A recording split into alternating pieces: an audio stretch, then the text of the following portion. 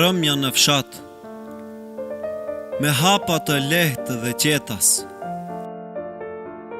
Muzgu vjen nga dal krahë hapur. Gurgullima e lumit vardar. U bashkangjitet këngëve të vashave lozonjare. E fshatarët nga puna e ditës bëjnë zë. Në muzgun ngjyrë gri, zoq të futen në përfolet e tyre. Grigjat të lasdruar kërcejnë gëzueshëm. Sytë e qifteve të rinj bredhin buz burimit të vardarit, duke u mbushur me shpresa jete.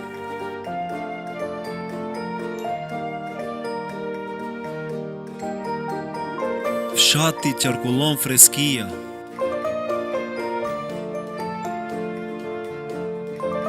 Dhe bukurinë e natës e stolis, si stolisen nuset e reja.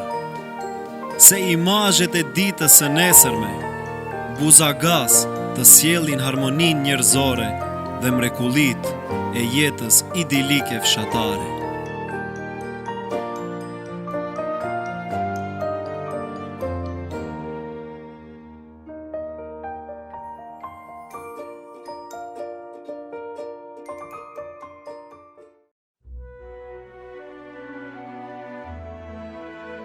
Bardhar është fjallë e cila është përdorur nga fiset ilire për lumin vardar, të cilët e kanë trashëguar këtë emër me të cilin njihet edhe sot.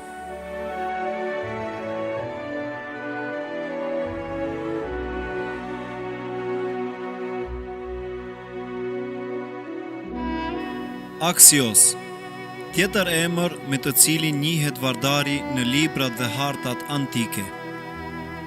Mendohet se është fjalë nga gjuha thrake, që do të thot ujë me ngjyrë të errët. Më vonë, kjo fjalë është përdorur edhe në greqishtën e vjetër, si dhe në kohën e Bizantit. Edhe nga slavët është përmendur si cërna voda.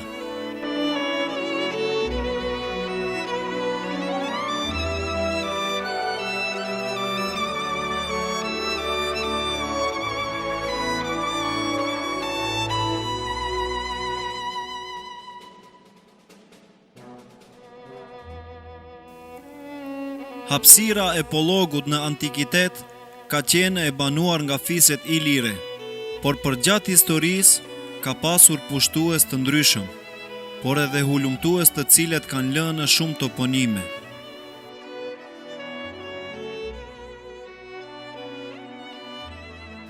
Sidoqoftë, vardari është lumi që i dha jetë pollogut, por edhe hapësirave më gjerë. Po ashtu, vardari i dha jetë edhe një vendbanimi të vogël, rrezë sharit, ndër më të bukurit në rajon, i dha jetë vërtokut. Uji i lumit vardar furnizon qytetin e Gosivarit dhe disa fshatra përreth për ujë për pije.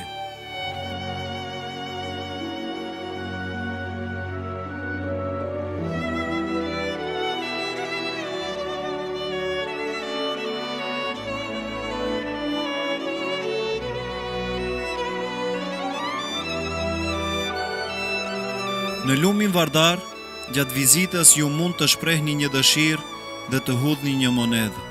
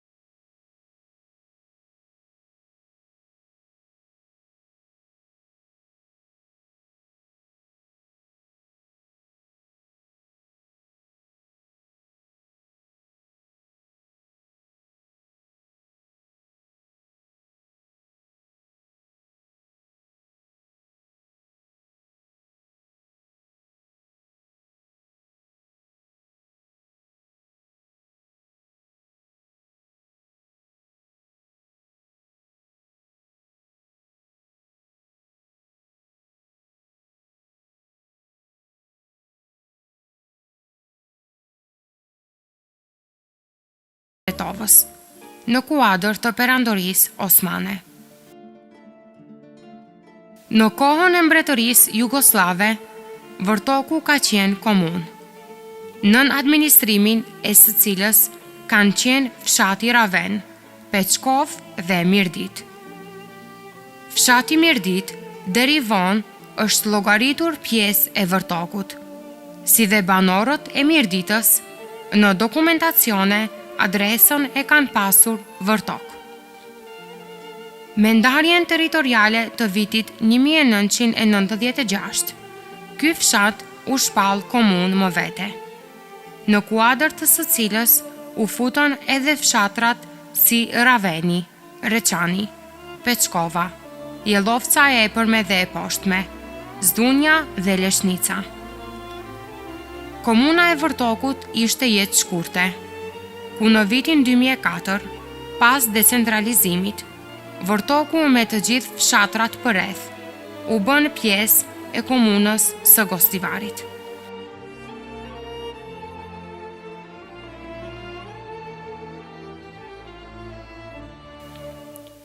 Në fshat ka pasur ambulant, e cila tani është jashtë funksioni, si dhe posta e cila ende është aktive.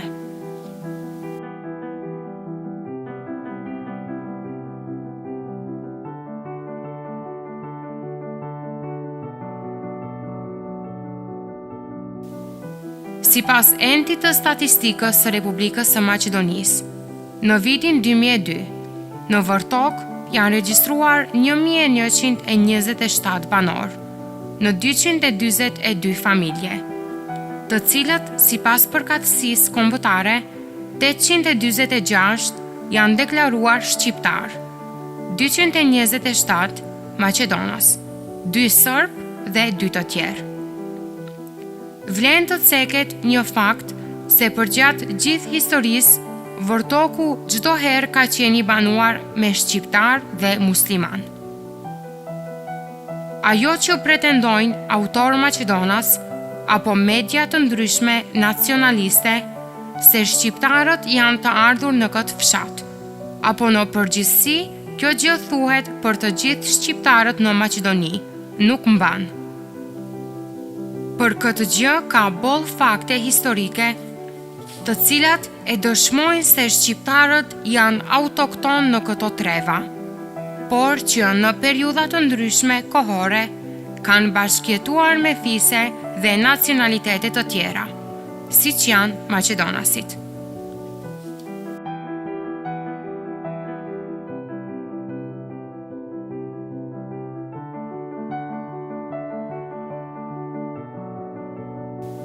Vërtoku ndahet në 5 mohalla: mohalla e poshtme, mohalla e Vardarit, mohalla e mesme, mohalla e Shehlerove dhe e Maxhallarove.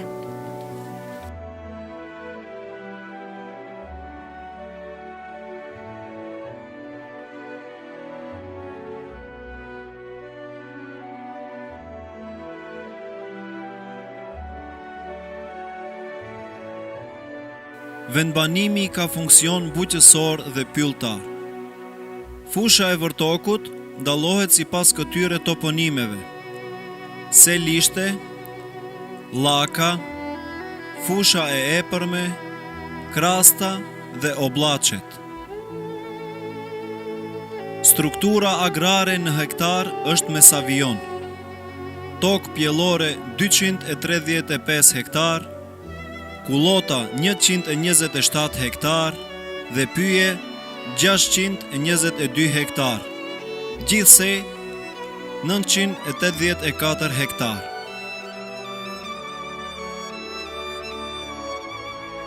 Fushat janë me tokë pjellore dhe janë të njohura për kultivimin e misrit, qepëve, patateve, lakrave, mollave, por viteve të fundit fshati Vërtok është shndruar në një vendbanim turistik.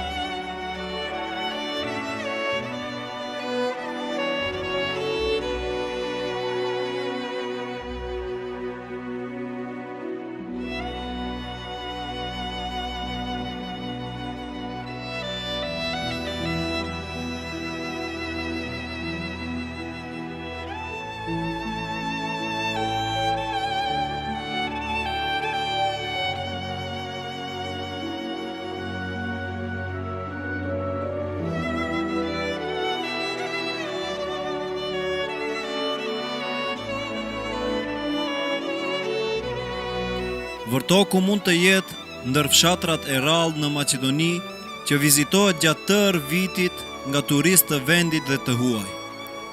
Ky fenomen ndodhi pas ndërtimit të disa restauranteve të peshkut pranë shtratit të lumit Vardar.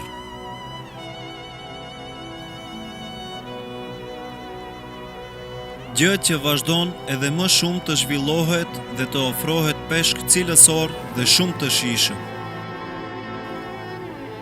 Sot në Vërtok gjendet një numër i madh i rezervuarëve të peshkut dhe një pjesë e madhe e banorëve tani më merren me këtë veprimtari.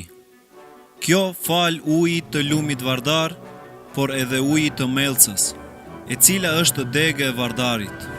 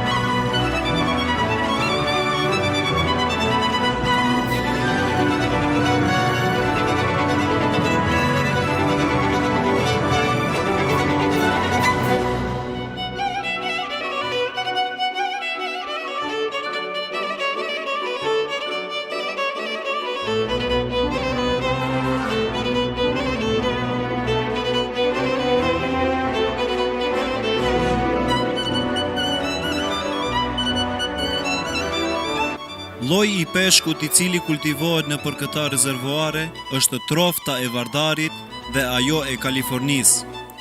I njëjti lloj i peshkut gjendet edhe përgjatë shtratit të lumit Vardar.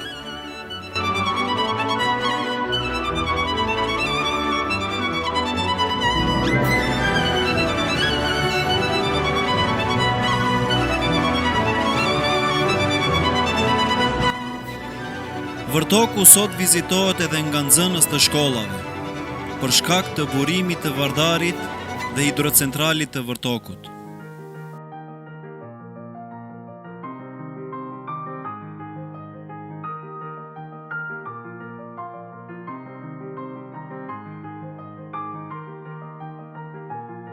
Çeshma e Krajës.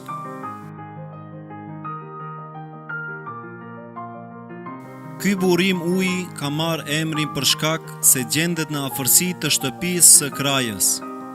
Në këtë çeshme, banorët e Vërtokut me vite të tëra kanë ardhur për të mbushur ujë.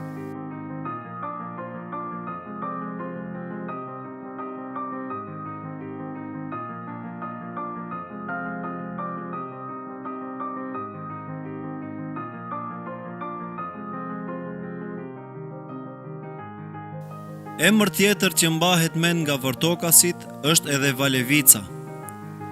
Edhe pse tani nuk ka mbetur asgjë prej saj, përveç një muri i ndërtuar me gur. Ajo dikur ka shërbyer si vend në të cilin vërtokasit i kanë lajtur teshat. Sipas banorëve, Valevica ka pas formën e mullinjeve, ndërsa për t'i larë teshat është vënë në lëvizje nga fuqia e ujit. Ky këtu është vendi ku dikur ka ekzistuar mulliri i fshatit, ndërsa sot edhe këtu kanë mbetur vetëm rënojat. Bigori, aty ku ranë viktimat e fshatit Vërtok më 1913 nga Zylfi Abazi. Një sekret, një legjendë, histori e përbashkët, një grumbull leshtrash, të thyera copa, të mbështjella në kavanec, të moteve të djegura, si gjëma e vajit, fike ngëzimet e lumturisë, bëhen satelit të kohës, dhe pikat e lotëve, kur nuk u shterën. Konferenca e Londrës la jashtë kufive të shtetit shqiptar shumë vendbanime shqiptare. Dhe në këtë kohë, shqiptarët u ngritën në kryengritje kundër Serbisë, nga se vendbanimet shqiptare mbetën nën sundimin e saj. Serbia mori një ofanziv duke vrarë, masakruar dhe djegur në për këta vendbanime.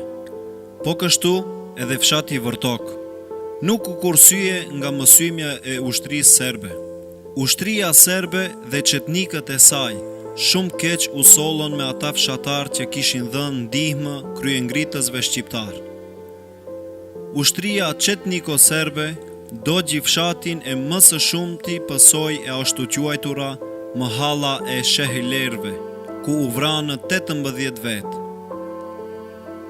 Një grup qytetarësh që ishin më të vendosur dhe në mesin e tyre kishte edhe gra trimresha që nuk u dorëzuan, por vdiqën nga të ftohtit në mal, por mos me rënë në duart e barbarëve serbo-çetnik.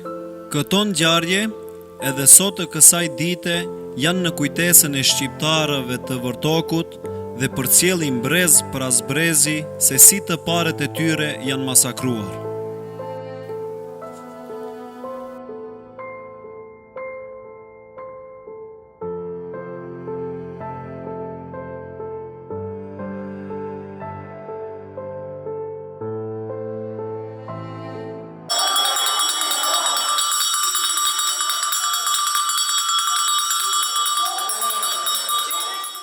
Shkolla fillore Vardari ka qenë emri i shkollës së parë në Vërtok. Më saktësisht, në vitin 1914, është ndërtuar objekti i parë i shkollës. Objekti i shkollës ka qenë në pjesën e sipërme të fshatit, gjëgjësisht në afërsi të shtëpia e krajës. Gjatë vizitës së mbretit të Jugosllavisë së parë, në burimin e lumit Vardar, ai në atë kohë kërkon nga kryetari i komunës së Vërtokut se çfarë nevojitet për të ndërtuar. Kryetari i komunës, zotëri Mehmet Abazi, kërkon nga mbreti që të ndërton objekt të ri për shkollën, sepse objekti aktual ka qenë i vogël për numrin e madh të nxënësve.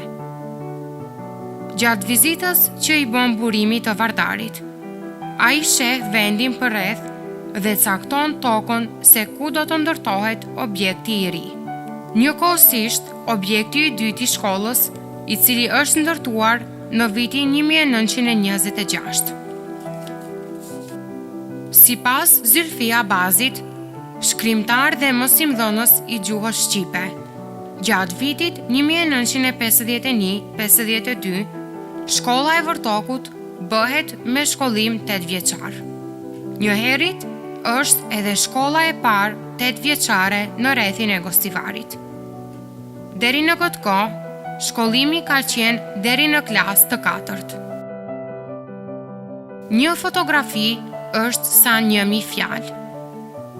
Në kohën e mbretërisë shqiptare, ose siç njihet ndryshe në kohën e Italisë, më saktësisht në vitin 1941, u hapën një numër i madh i shkollave në gjuhën shqipe, në Pollok dhe Mogjer, në hapësirat e banuara me shqiptar në Maqedoni, ku dhe mësuesit e parë u sollën nga Shqipëria. Deri në këtë kohë, shqiptarët kanë qenë të detyruar të mësojnë në gjuhën serbe. Shkolla fillore e Vërtokut në atë kohë quheshte Anastas Pandeli, e cila me këtë emër ka funksionuar prej vitit 1941 deri në vitin 1945, me mbarimin e luftës së dytë botërore. Më vonë, shkolla fillore e merr emrin Vardari, që përsëri ky emër të ndryshohet gjatë kohës së regjimit monist, ku emërohet Zlate Damjanovski. Shkolla e Vërtokut, po ashtu në këtë periudhë kohore, bashkohet në një udhëheqësi me shkollën fillore Drita të Reçanit, dhe shkollën fillore Liria të Ravenit.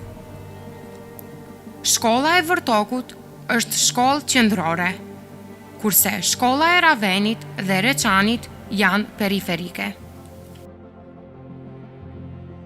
Më 23 mars 2006, shkolla e merr emrin Liria. Mësimi në shkollën fillore Liria të Vërtokut mbahet në 2 gjuhë, edhe atë në gjuhë shqipe dhe atë maqedone. Mësimdhënësit e parë të kësaj shkolle, por edhe mësimdhënës të fshatit Vërtok janë Mustafa Rushiti, Zylfi Abazi, Vehap Vehapi, Qerim Abazi, Jusuf Dalipi, Mezin Talipi, Armata Arslani, Qanie Osmani, Nezir Neziri, Resul Fetai, Gjumali Gjemaili, Gjeladin Amedani, Afërdita Jusufi, Hasip Jusufi, Arif Jusufi, Rauf Iljazi, Sefedin Jonuzi, Yamin Nuredini, Jonus Abdullahu, Jeton Rakipi, Nuri Ziberi, Milaim Fejzi, ish kryetar i Senatit të Universitetit të Tetovës, e të tjerë. Vlen të përmendet kontributi i mësuesit Abbas Iljazi, nga arkivat e të cilit gjetëm disa fotografi të vjetra, me vlerë të madhe historiko-kulturore. Gjatë kohës, kur në këtë shkollë ka pasur numër të madh të nxënësve, ku janë bërë shumë organizime me rastin e festave të ndryshme. Këto fotografi janë dëshmi se sa mund kanë dhënë këta mësimdhënës për përgatitjen e gjeneratave të reja. Sot, në vitin 2021, në shkollën Liria në Vërtok, mësimin e ndjekin gjithsej 33 nxënës, prej të cilëve 19 janë shqiptar dhe 14 maqedonës.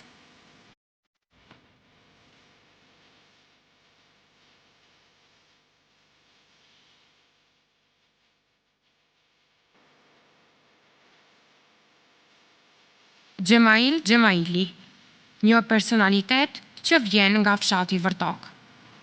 Ai është mjek, jeton dhe punon në Francë, në rrethin e Lyonit.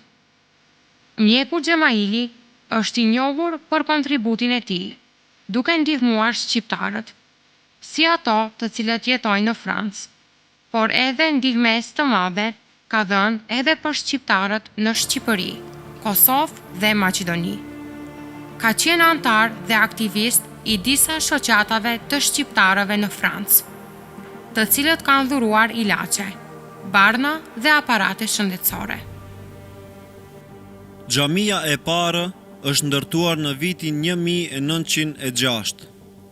Riparimi është bërë në vitin 1908 me një sipërfaqe prej 88 metra katror. Në vitin 1982 u ndërtua xhamia e re dhe ka një sipërfaqe prej 65 metra katror, me një dimenzion prej 8.2 me 8 metër katror. Minaria është ndërtuar me gur bigori, me një lartësi prej 15 metra dhe ka një sherife. Pranë xhamisë ekziston edhe një mektep ku mësojnë talebet, nxënësit. Në oborin e xhamisë ka çeshme për abdes. Nga imamët e fshatit i mbajmë në mend Hafës Mehmet Kalisin, Hoxh Gjemaili, Mulla Gafuri nga Banjica, Hoxh Aliu prej Çegrani, Hoxh Abdullahi nga Debreshi, Hoxh Fuati nga Raveni, Hoxh Mesuti prej Tetove, Hoxh Hazëri prej Banjicës së Epërme, Hafës Murtezan Dibra prej Gostivari, Hoxh Iljazi nga Sallareva, Mulla Sameti nga Vërtoku, Hoxh Qenani dhe Hoxh Gazi Sahiti, Israel Efendi Jakupi, Mallzim Efendi Zendeli, Nurkan Efendi Aruç,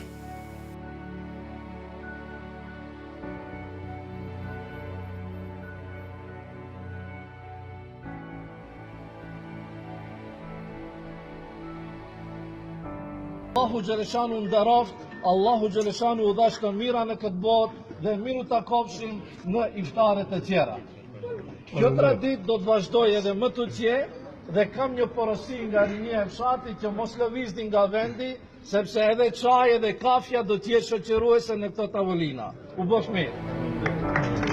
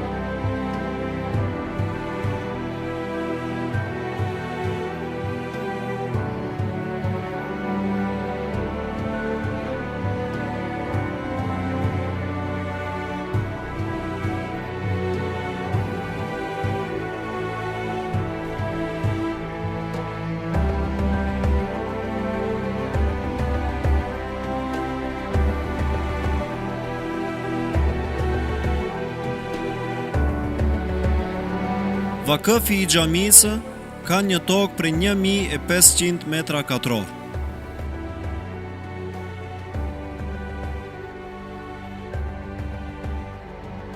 Fshati ka 6 palë vareza me një sipërfaqe prej 19.420 metra katror, të cilat, për dallim prej fshatrave tjerë, këta janë të regjistruara edhe në kadastër.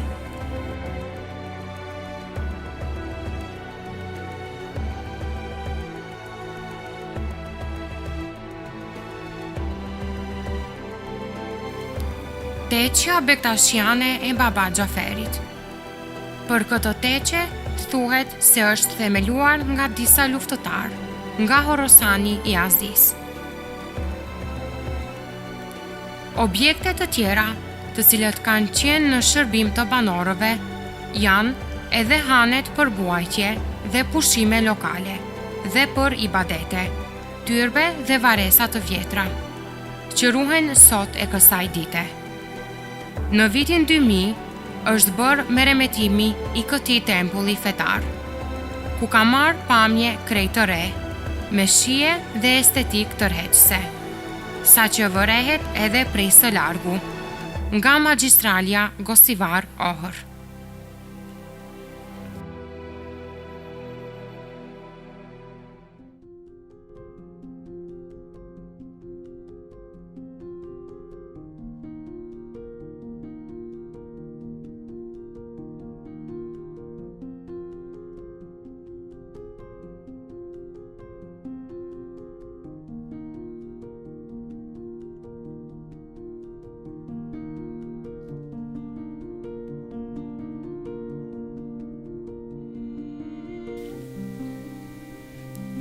Teqja e Shehlerove, që gjendet në afërsi të burimeve të Vardarit, është teqja e parë. Ajo është ndërtuar më shumë se 200 vite. Në kohën kur këto hapësira sundoheshin ende nga perandoria osmane. Kjo teqe është ndërtuar nga shehët, të cilët në atë kohë kanë ardhur nga Shqipëria veriore për ta shpërndar fen e tyre. Shën Arangjeli, e cila daton nga shekulli 13, sipas defterove turq. Për këtë kish, nga banorët shqiptar, flitet se dikur ka qenë manastir, që u ka takuar shqiptarëve. Por, me që shqiptarët janë konvertuar në fen islame, manastirin e kanë lënë mbazdore, deri në shembjen e një pjese të tij. Pjesa e cila sot ka mbetur është vetëm kisha, e cila tani shfrytëzohet nga pjesëtarët e religjionit ortodoks. Në oborin e Shën Arangjelit ka pasur edhe vare të vjetra, që kanë qenë të ndryshëm nga varet slave ortodokse. Një pjesë e tyre janë demoluar, kurse disa pllaka më të mëdha janë dërguar në Shkup.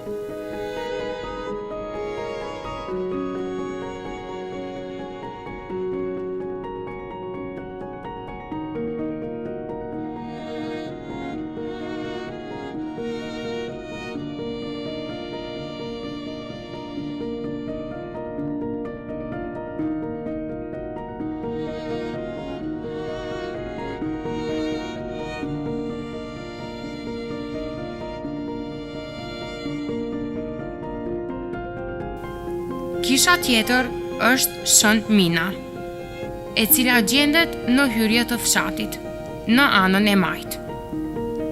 Edhe kjo kishë është funksionale dhe kryen rritet fetare të pjesëtarëve ortodoks të komunitetit Maqedonas.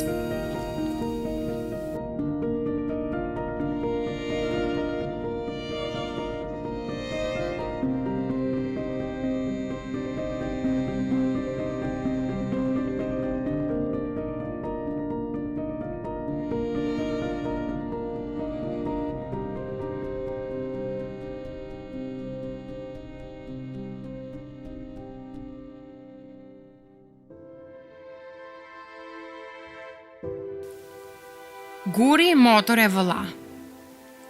Ajo që bie në sy në vërtok janë edhe disa kreshta të malit Shar.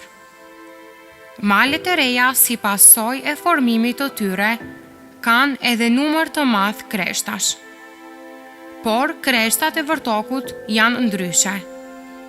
Në mes banorëve flitet se dy kreshta që qëndrojnë afër njëra tjetrës janë trupat e vëllaut dhe motrës. Si pas legjendës, në kohë lufte, vëllau me motrën e tij ikin prej lufte, nga frika se mos bie në duar të agresorit. Ato janë lutur që të shndrohen në shkëmbinj, që të shpëtojnë, dhe kështu ka ndodhur. Sot kreshtat e vërtokut janë të njohurat te banorët vendas, si guri motor e vëlla.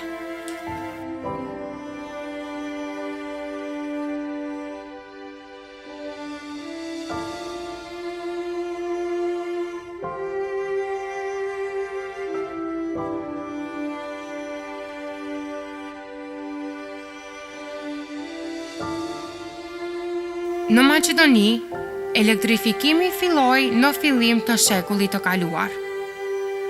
Në vitin 1909, në Shkup u lëshua në përdorim termocentrali i parë për prodhimin e energjisë elektrike në Maqedoni. Në vitin 1940, thuajse të gjitha qytetet më të mëdha të Maqedonisë kanë pasur energji elektrike.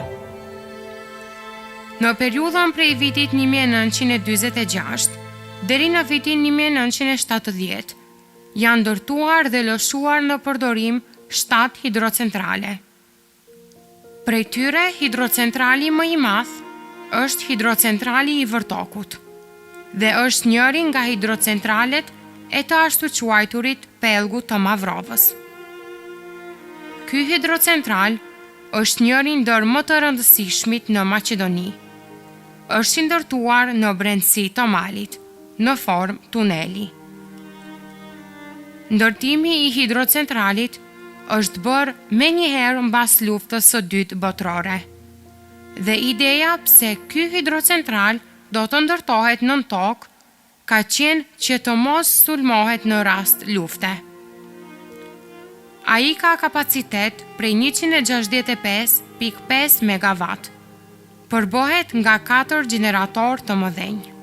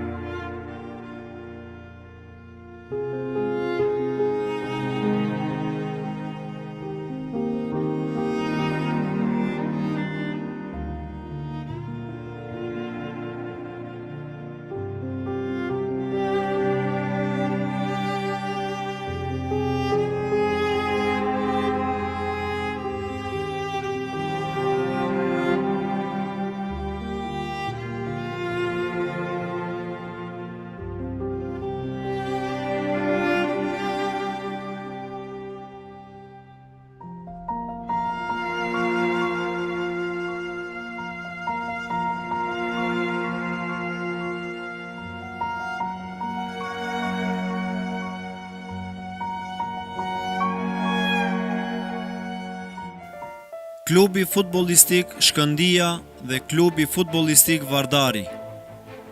Në vitin 1993, në Vërtok u themelua klubi i futbollit Shkëndia. Ky klub u themelua nga shqiptarët, ku edhe ngjyrat e klubit ishin ato kuq e zi, ngjyrat që identifikohen shqiptarët. Ky klub ka garuar në ligën komunale dhe regionale. Problemet që hasin gati të gjithë klubet në vendin ton e kanë ndjekur edhe klubin futbollistik Shkëndia, ku kohë pas kohe e ka ndërprerë aktivitetin e vet garues për shkak të vështirësive financiare. Në të kaluarën, kryesitë e klubit kanë organizuar turne në futboll të vogël, ku ka pasur numër të madh pjesëmarrësish gati nga të gjithë vendbanimet e Gostivarit. Edhe tash në vitin 2021, klubi nuk është më aktiv. Jo vetëm për mungesë financash, por edhe mungesë të lojtarëve, ku sot rinia e Vërtokut me të madhe ndjekin rrugën e mërgimit.